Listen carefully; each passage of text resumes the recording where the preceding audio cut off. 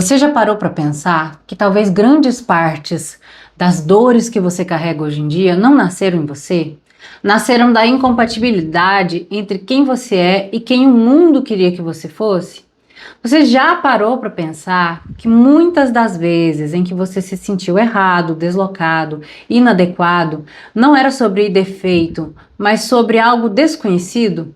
A gente passa a vida inteira tentando se encaixar, tentando ser mais organizado ou menos, mais sociável ou menos, mais estável ou menos, tentando corresponder a um padrão invisível de como uma pessoa deve ser. E nesse processo, muita gente perde. Muita gente se perde, porque ninguém explica pra gente que existe uma força silenciosa dentro de nós, uma estrutura estável que molda nossas preferências, comportamentos, forma de amar, de sentir, de trabalhar, de sofrer. Essa estrutura tem nome, essa estrutura tem pesquisa, tem décadas de validação. E hoje é o modelo mais aceito, mais replicado e mais robusto da psicologia moderna. E a gente vai conhecer os Big Five, os 5 grandes traços de personalidade. Mas antes de eu te falar deles, eu quero te pedir uma coisa. Abra espaço, se permita descobrir que você não estava quebrado. Você só estava mal interpretado até por você mesmo. E aí, vamos continuar no nosso raciocínio imaginando a seguinte cena. Uma criança muito introvertida nasce numa família extremamente extrovertida. Todo mundo fala alto, chama vizinho, faz festa, tem muita movimentação, barulho, muita presença. E essa criança, ela gosta de silêncio, ela gosta de brincar sozinha, ela gosta de sentir antes de falar. Mas ninguém percebe isso como um traço de personalidade. Percebe só como timidez, falta de coragem, até um, entre aspas, problema. E aí você sempre escuta as frases: vai lá brincar com seus primos. Ah, por que você é tão quieta? Você precisa ser mais sociável. E aí você cresce achando que tem um defeito. Quando, na verdade, essa criança só tinha um funcionamento natural que foi ignorado. Outro exemplo para vocês. Um jovem extremamente consciencioso e organizado, cheio de disciplina, nasce numa casa caótica de improviso, de bagunça, de pessoas muito espontâneas, e ele é cobrado por ter que relaxar mais, deixar pra lá, por ser uma pessoa muito certinha. Ele cresce achando que é rígido demais, rigoroso demais, quando na verdade ele só tinha uma estrutura interna que precisava ser reconhecida e não criticada. Outro exemplo, para ficar mais claro ainda para a gente: uma pessoa com altíssima abertura para experiências, cheia de ideias, questionadora, criativa, imaginativa, nasce num ambiente rígido, conservador, cheio de protocolos. Ela vai crescer achando que é complicada, quando ela só é uma pessoa criativa. Percebe? O sofrimento humano muitas vezes nasce desse desencontro entre o traço natural e o contexto imposto. Por isso, entender esses Big Five não é frescura, seria até uma cura, autoconsciência, e é sim a neurociência aplicada à vida real. E agora a gente vai para a parte que diferencia opinião de ciência, porque quando a gente fala dos Big Five, a gente não está falando de achismo nem de análise intuitiva, a gente está falando de um modelo que não foi inventado, ele foi descoberto. E o começo de tudo foi na hipótese lexical, lá em 1930, onde os psicólogos Gordon e Allport tiveram uma ideia simples, né? Que eles pensaram: se algo é importante para entender o ser humano, isso vai virar uma palavra. E aí eles vasculharam dicionários e encontraram 18.000 termos relacionados a características humanas. Era o primeiro passo para mapear a personalidade humana de uma maneira científica. Com o passar do tempo, veio aí a análise fatorial com Raymond Cattell. Essa pessoa, né, pegou essa lista gigantesca e aplicou a análise fatorial, que é uma técnica estatística que encontra padrões escondidos em grandes dados. E ele reduziu milhares de traços em 16 fatores mais amplos. E foi aí que a psicologia ganhou um mapa inicial de personalidade. Outras décadas depois, o Costa e o McGray consolidaram os Big Five. A grande virada veio quando eles fizeram um estudo em larga escala, em diversos países e em diversas culturas. E o que eles descobriram? Que independentemente do idioma, da cultura ou do contexto social daquelas pessoas, 5 grandes dimensões sempre apareciam, sempre. E são elas: abertura para a experiência, conscienciosidade, extroversão, amabilidade e neuroticismo. Elas foram replicadas em dezenas de países, em longos períodos de tempo, em diferentes idades, e elas sempre se prevaleciam. Isso significa 3 coisas: é científico, é consistente e é preditivo. Te ajuda a prever comportamento, saúde mental, estilo de vida e por aí vai. E hoje, o Big Five é um modelo padrão em psicologia, em neurociência comportamental e em pesquisas de personalidade.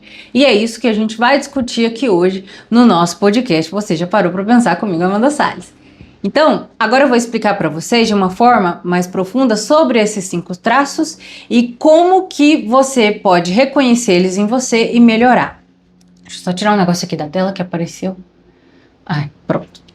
Então, começando pela abertura a experiências, eu sempre vou trazer o que são as características de pessoa com alta abertura, pessoa com baixa abertura e exemplo emocional sobre isso e uma aplicação prática. Então vamos lá. Pessoas com abertura a alta experiência têm o eixo da imaginação, da criatividade e da profundidade emocional. Elas com alta abertura à experiência, têm uma mente expansiva, são questionadoras de regras, buscam significado, amam aprender e são curiosas, intuitivas e sensíveis ao belo. Quem tem baixa abertura é mais prático, gosta de rotina, prefere o conhecido e pensa de uma forma mais objetiva e direta. Então, alguém com alta abertura sofre no emprego rígido, por exemplo, e repetitivo, porque ela gosta de ser criativa. Já alguém com baixa abertura pode sofrer num ambiente que é muito caótico, criativo demais e que não tem uma rotina pré-estabelecida.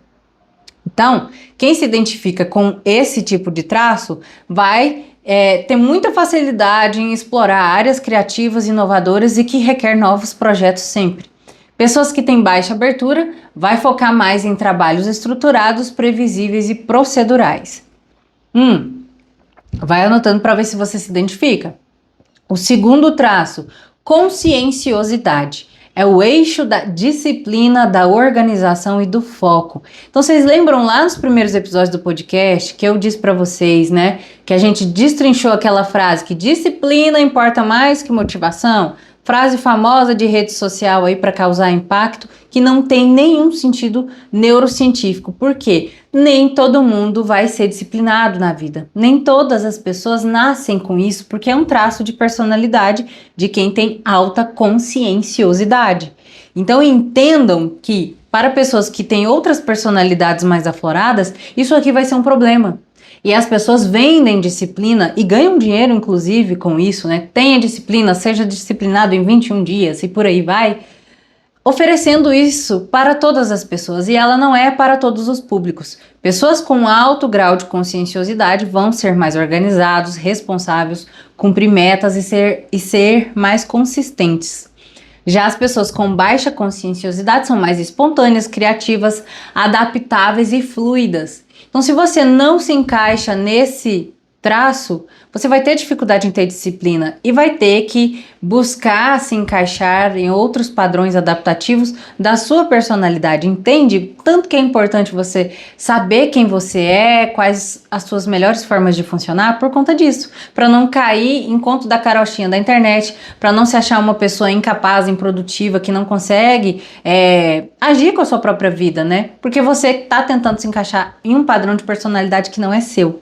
E quem é super conscioso, né, tem alta conscienciosidade, pode trabalhar isso de uma forma melhor para a sua vida, porque o extremo disso também é muito ruim. Todos os extremos são muito ruins, né, e leva a pessoa para uma rigidez muito grande. Eu sou uma pessoa que tem muito desse traço de alta conscienciosidade e alta amabilidade, que é outro que eu vou explicar aqui para vocês, mas eu tenho que ficar me regulando várias vezes para não cair na rigidez emocional e cognitiva, de quando eu saio da minha rotina, o mundo acaba para mim. Não precisa ser assim, nem 80, né? Então, alguém que é muito espontâneo vai sofrer, sofrer quando usa um planner, por exemplo, que eu dou super certo. Alguém que é hiper organizado sofre vivendo com quem improvisa tudo, por exemplo. Então, isso é interessante para você entender até os seus relacionamentos com família, com esposo, com esposa, com seus filhos, com seus amigos. Por que existem choques, né, dessas personalidades? Por conta disso. E você entendendo esses pontos, você consegue levar a sua vida de uma forma bem mais adaptativa e menos estressante, né? A sua vida e a vida das pessoas ao seu redor, da sua família. E aí, então, para quem tem alta conscienciosidade, usa listas, metas, planejamentos, vai potencializar a vida dessa pessoa. É o que eu faço na minha vida. Quem tem baixa vai ter que trabalhar de uma forma mais maleável, né? Usando ciclos mais curtos, usando métodos mais flexíveis, usando produtividade menos agressiva, mais leve para a vida da pessoa. E assim você vai conseguindo viver de uma forma melhor. Terceiro grande traço, extroversão, o eixo da energia social. E aqui muita gente se confunde, inclusive eu me confundi, achava que era uma pessoa extrovertida. Muitas pessoas acham que eu sou uma pessoa extremamente extrovertida, sendo que não é assim, eu vou explicar. Porque a pessoa que tem alta extroversão, ela fala muito. E ela se energiza com outras pessoas, ela gosta desse movimento, ela gosta de estar no meio do povão, no meio da galera, em lugares que tem muitas pessoas.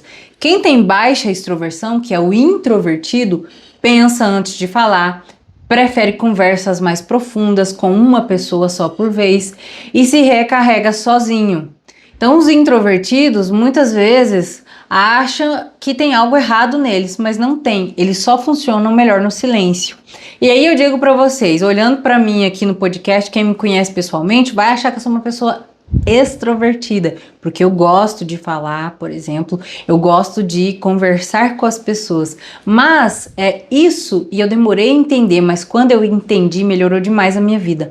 Isso gasta muito da minha energia cognitiva, da minha energia social, da famosa bateria social que as pessoas falam. Quando eu tenho uma semana que é cheia de eventos sociais, e eventos sociais dos mais sortidos, tipo, eu tenho que ir no cabeleireiro, eu tenho que ir no salão fazer a unha, eu tenho que ir dar uma palestra e depois eu tenho que ter uma reunião, um networking ali presencial, eu tenho que ir no encontro com 5 amigas minhas e eu tenho que fazer um monte de coisa que envolve muitas pessoas, que envolve eu ter que interagir com muitas pessoas.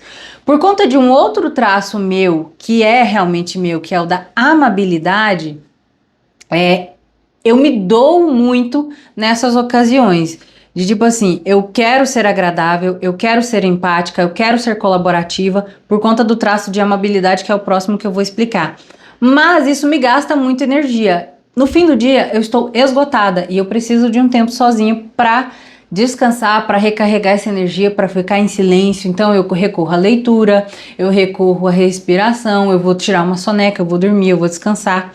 Vocês entendem a diferença disso? As pessoas extrovertidas, elas recarregam a sua energia no contexto social, e a pessoa que é mais introvertida não. Ela descarrega essa energia e depois ela precisa recarregar isso sozinha. E algum deles tem problema? Não, é só um traço de personalidade. Entender isso, e aqui expondo completamente sempre, né, expondo a minha vida para vocês, fez eu entender um comportamento que eu queria muito diminuir da minha vida, que era o comportamento de beber sempre nas ocasiões sociais da minha vida. Então, tudo que eu ia para me divertir, eu tinha que incluir a bebida. Se eu ia num churrasco, eu tinha que beber. E aí, beber muito, beber para ficar bêbada mesmo, sabe? Eu tinha que, se eu fosse num show, eu tinha que beber. Se eu fosse em um aniversário de alguém, eu tinha que beber. Tinha que passar na distribuidora, já comprar cerveja, já encher o cooler. Então, assim, por que eu tinha? Porque eu achava que eu era uma pessoa extrovertida, ou pelo menos eu queria ser uma pessoa extrovertida para se encaixar ali naquele meio social, né? E para isso eu usava a bebida como uma manobra, né, como uma estratégia para me soltar mais e para gastar menos energia cognitiva para ser agradável ali naquele meio, né? E como é algo, uma estratégia extremamente aceita pela sociedade, né? A bebida alcoólica, tava tudo certo para todo mundo. Até que isso começou a me fazer mal, até que eu comecei a usar bebida em momentos que eu estava ansiosa, em momentos que eu estava estressada, e em momentos para socializar. Então, ela já estava virando o centro da minha vida social para tudo. Se fosse no batizado de alguém, eu queria beber, no churrasco, em qualquer lugar, entendeu? Isso começou a virar problema, e isso começou a fazer com que eu ganhasse peso, né? Porque eu não seguia meu plano alimentar.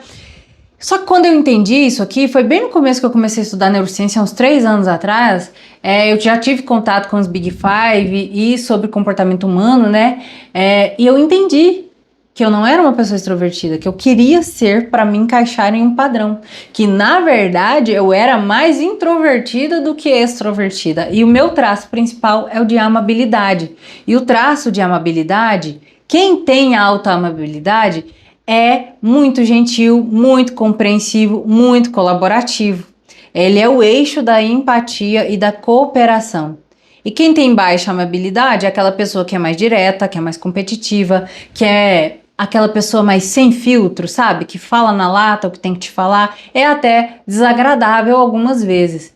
Então a pessoa que tem alta amabilidade, ela sofre demais porque ela se culpa por tudo. Ela quer ser um bom amigo, ela quer ser um bom filho, ela quer ser uma boa esposa, então ela tem que se doar ali naquele contexto e para isso ela abre mão das situações da própria vida. É aquela pessoa que não sabe dizer não. Ah, vamos ali fazer isso? Vamos. Ah, você gosta de comer isso? Gosto, nem gosto. Ah, é quando você vai no açougue, pede 5 quilos de carne, o açougueiro fala, ah, tem 50, tá bom? Tá ótimo. Você não consegue dizer não para as pessoas. Eu sou meio assim. E hoje eu tenho que trabalhar isso também. Eu tenho que aprender a dizer não para as pessoas para não me colocar em situações que são desagradáveis para mim. Tipo, situações onde tem uma quantidade grande de pessoas interagindo. Infelizmente, é sim um pouco desagradável para mim, porque eu não sou tão extrovertida assim quanto eu achava que era ou quanto eu queria que eu fosse. Mas hoje eu consigo viver muito melhor com essas situações. Tirando as partes que a gente tá com ansiedade muito alta e aí por conta de transtorno, né, e não de personalidade, eu começo a ter problema com muitas pessoas até em supermercado, em academia, por exemplo, não gosto disso, muito cheio e a minha ansiedade aumenta, mas isso é por conta de transtorno de ansiedade, não por conta de traço de personalidade, entendem? E aí as coisas se cruzam, né? Pessoas que têm TDAH e são extrovertidas, é um boom de criatividade, é uma pessoa extremamente enérgica, extremamente sociável, né? Que é o caso do meu esposo, por exemplo. E aí você tem que entender, né? O que é traço de personalidade, o que é um transtorno, se tem transtorno, se não tem, envolvido no meio e por aí vai. Para vocês compreender cada vez mais. Então, a partir do momento que eu entendi que eu sou uma pessoa que tem alta amabilidade e alta conscienciosidade, que são os meus 2 traços mais característicos, eu consigo viver de uma forma melhor e trazer para mim as estratégias que são mais condizentes com a minha personalidade. E quando eu entendi que eu não sou extrovertida coisa nenhuma e que eu usava era a bebida como essa manobra para ser sociável, eu consegui parar bastante com a bebida de uma forma que não foi penosa para mim. Eu simplesmente não queria mais beber, assim, com a frequência que eu bebia. E as pessoas que eram minhas amigas do meu núcleo ali de amizade entenderam essa mudança da Amanda e convivem comigo hoje do jeito que eu sou, mais reservada, mais na minha, converso ali com uma pessoa de cada vez e por aí vai. Vocês entendem a diferença? Quem é seu amigo vai entender, quem não é vai embora da sua vida e o melhor é isso mesmo. Você não vai querer gente que tá com você só pela questão social e só porque você está agradando alguém sem ser quem você é, entende? Então, vamos prestar atenção nessas coisinhas aí para vocês verem qual que é a diferença. Se você está querendo ser uma dessas personalidades e para isso você está engolindo quem você realmente é, ou se você já vive bem com essas personalidades ou até vive de uma forma mal adaptada, né? É muito extrovertido, é muito amável ou é pouco. Os extremos também nunca são saudáveis, tá, pessoal? O quinto e último, porém não menos importante, é o neuroticismo. É o eixo da sensibilidade emocional. Autoneuroticismo são aquelas pessoas que sentem mais, elas percebem mais o ambiente, elas interagem mais com as emoções do ambiente, elas são mais reativas. E baixo neuroticismo são aquelas pessoas que são mais estáveis, são mais resilientes, são mais calmas. E o problema disso, né? O neurótico não, seria um neurótico, né? Mas a pessoa que tem autoneuroticismo, ela tem problema em sentir muito, mas ela tem que entender que o problema não é em sentir muito, o problema é não saber o que fazer com isso. E aí a pessoa que tem alto neuroticismo tem que ter mais estratégias para poder regular essas emoções, né? Para poder moldar isso de uma forma saudável para sua saúde mental. Então, quem tem esse alto grau de neuroticismo tem que buscar ajuda na terapia, tem que buscar ajuda na meditação, no mindfulness, na respiração diafragmática, para poder modular de uma forma saudável essas reações emocionais, né? Aquilo que o corpo dela sente do ambiente. Não é errado sentir, né? Vocês sabem que eu sou pessoa que prego isso. Você não pode engolir as suas emoções. Você só tem que saber lidar com elas e manejar elas das melhores formas. Então, o neuroticismo, ele tem muito dessa característica, ele sofre muito com isso. Ele é aquela pessoa que as pessoas acham que tem algum transtorno, por exemplo. E às vezes não é só traço de personalidade mesmo. Pessoas que têm baixo neuroticismo são excelentes para tomar decisões sob pressão. Então eu vejo muitos diretores, né, de grandes empresas, muitos empresários com baixo grau de neuroticismo, porque é uma pessoa que sabe trabalhar ali sob pressão. Inclusive, tem uma série, né, que chama Shark Tank, não sei se vocês já viram, tem aqui no Brasil, que mostra as pessoas que vão lá para mostrar os seus negócios, né, empreendedores, para grandes empresários brasileiros. Aí tem o dono da Polishop, o dono da Chili Beans, o dono da Pets, por exemplo, estão lá avaliando o empreendimento dessas pessoas. E aí eles podem investir nesse empreendimento, fazer virar uma franquia. Enfim, é um programa de TV, assim, tem no YouTube isso aí para assistir. O meu esposo, ele adora assistir aquilo, que ele acha interessante o mundo dos negócios, como que as pessoas ali, né, os empresários veem os negócios das pessoas e como que faz isso escalar e tal. Eu, Amanda, tenho um problema seríssimo em assistir isso porque eu fico tensa. Por conta desse alto grau de amabilidade, eu fico com dó das pessoas porque os empresários tacam-lhe pau falando mal do empreendimento daquela pessoa. Eu fico assim, meu Deus, coitada, essa pessoa, nossa, não vai dormir de noite, meu Deus, acabou com o empreendimento dela, acabou com a raça dela ali. Eu fico tensa assistindo essas coisas. Eu não gosto de assistir filme de terror, eu não gosto de assistir filme de drama, aquele negócio assim de suspense. Deus me livre, suspense é a pior categoria pra mim, porque esse alto grau de empatia faz aquilo ali, eu senti aquilo na pele, entende? Outra coisa que o Humberto adora assistir, eu não assisto de jeito nenhum, é debate político. Em época de política, eu fico extremamente alarmada, porque qualquer discussão política pra mim é quase como se fosse uma briga, né? E muitas vezes vira briga, sim, mas muitas vezes é só um debate político. Por exemplo, debate na TV entre os candidatos mesmo, né? Que vira aquela cachorrada, a gente sabe que vira. Mas o meu esposo reage vendo aquilo, dando altas gargalhadas. Ele se diverte vendo aquilo. E eu já fico extremamente tensa, achando que aquilo ali é uma baixaria, achando, né, que troca de ofensa desnecessária, que negócio extremamente, né?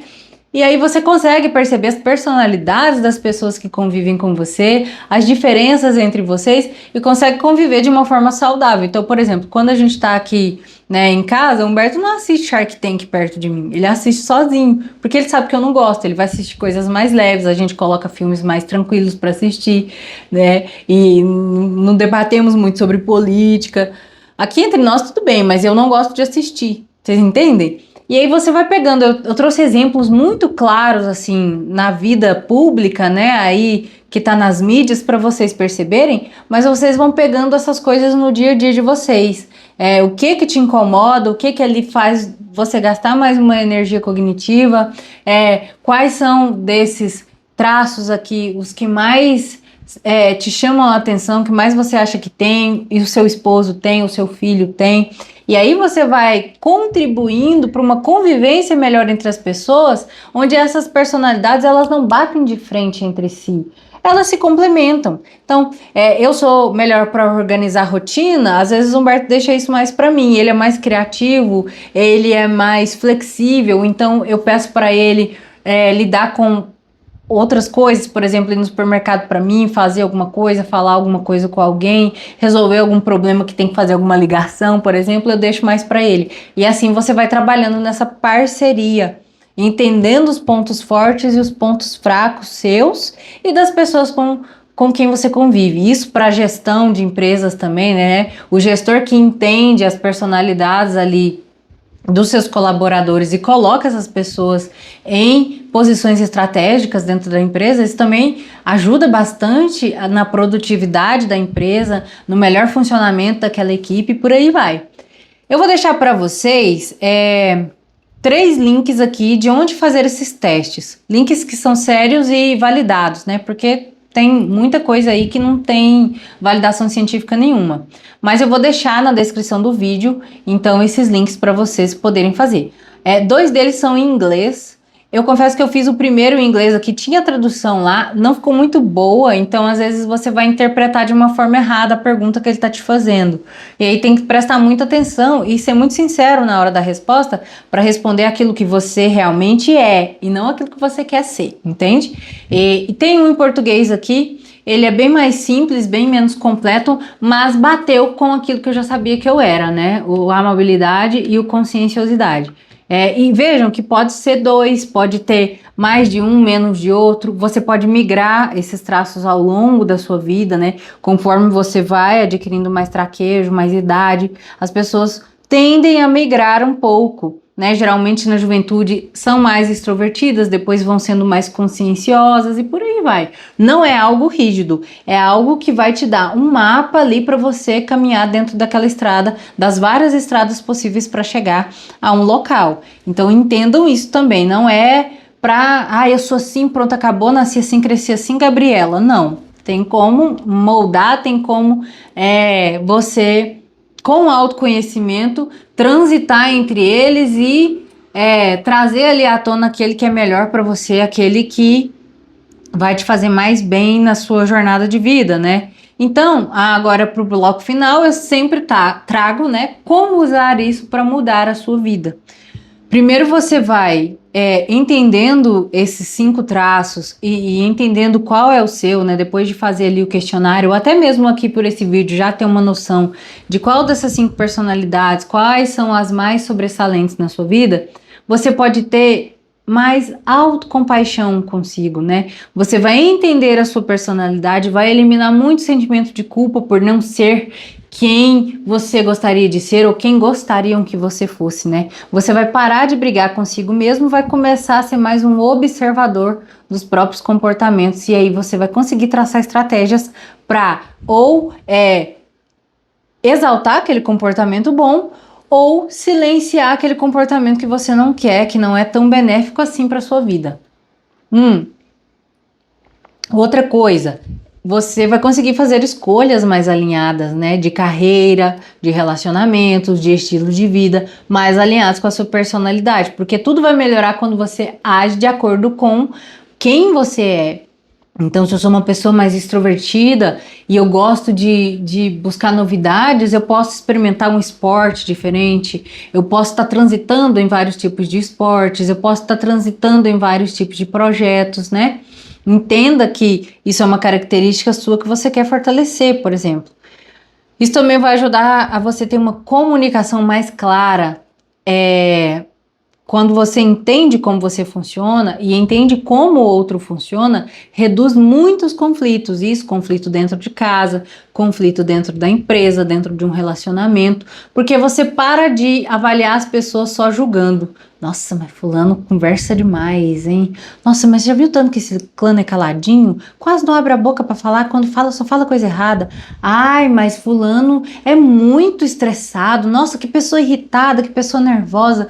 Você para de sair desse papel de julgamento e acaba sendo uma pessoa que entende mais como as pessoas funcionam, aquilo é da personalidade dela.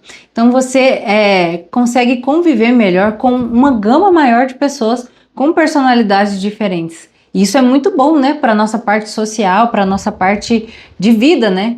Alimentar bons relacionamentos com todos os tipos de pessoa é o que traz um bem-estar intrínseco para a nossa vida, que é o que chamam de felicidade, por exemplo. Pessoas que se relacionam melhor com a sua família, com os seus pares, com as pessoas que convivem, têm um bem-estar maior na própria vida. E entender essas personalidades pode ajudar até nisso. Ajuda também, né, obviamente, na saúde mental, na sua saúde emocional. Por exemplo, pessoas que têm alto neuroticismo podem agora, entendendo que isso é um traço de personalidade, buscar ajuda, né? Ajuda de terapia, buscar técnicas de respiração, técnicas de relaxamento que vão ajudar a estabilizar esse emocional que é assim tão reativo. Mas precisa buscar essas ferramentas. Mas só de entender, né, ter esse conhecimento, já vai conseguir ir atrás dessas ferramentas. E também ajuda na mudança possível, né? A personalidade, ela é estável, como eu disse, mas ela não é fixa. Você pode fazer intervenções dentro da terapia, viver novas experiências, se colocar em contextos diferentes e ambientes, que isso tudo vai modulando a sua personalidade. Então, você acaba vivendo de uma forma mais adaptativa e menos julgadora de si e dos outros. E isso melhora a sua vida como um todo, né? Então você tem uma coisa, né? Se tem uma coisa que eu quero que você leve desse episódio é isso, que não existe a melhor personalidade, existe a sua personalidade. E ela faz sentido, e ela tem lógica, ela tem uma estrutura, e quando você entende isso, você vai viver de forma mais leve, vai viver mais alinhado, vai viver sendo uma pessoa mais gentil consigo e com o próximo, né? Você não é um defeito, você não é um problema, você tem um código, você tem um traço ou vários traços, né? E esse código, esses traços pode ser interpretado e pode ser respeitado, não só por você, mas como também para as pessoas que convivem com você. Então, hoje, esse vídeo aqui, se você está tendo contato com esse tipo de conteúdo pela primeira vez, pode ser você está dando o primeiro passo para entender por que você age como você age. E isso, meus amigos, isso é libertador. Entender isso na minha vida foi assim, a virada de chave que fez com que eu melhorasse muitos comportamentos que eu não estava gostando. Entender como a minha forma ótima de funcionar melhorou demais a minha vida. E é isso que eu tento trazer para a vida de vocês. Sim, entender, ter autoconhecimento. E aí eu resolvi trazer, né, os 5 grandes traços, conhecidos como os 5 Big Fives, né, para você poder entender isso melhor. Eu devia ter trazido isso aqui antes. Isso aqui pra mim, assim, é questão de utilidade pública. Acho que lá no começo do canal eu ainda tinha um pouco de resistência, de medo, né, de trazer um assunto que é complicado de explicar. Se você for ler, for estudar sozinho, você vai ver os artigos, você vai ver as terminologias, e assim, não é tão simples. Eu tô traduzindo aqui pra vocês de uma forma muito enxuta e muito simples para você começar a ter um norte. Mas se você for mais a fundo ali, você vai ver que é mais complexo um pouquinho, vai ter mais traços não, vai ter mais características cada um deles, e assim, eu aconselho você que procure estudar isso aí mais a fundo para entender realmente na sua vida quais são os seus traços, para poder melhorar aí uma sorte de comportamentos e de contextos que você quer melhorar na sua vida. E melhora mesmo, tá, gente? Porque é ciência.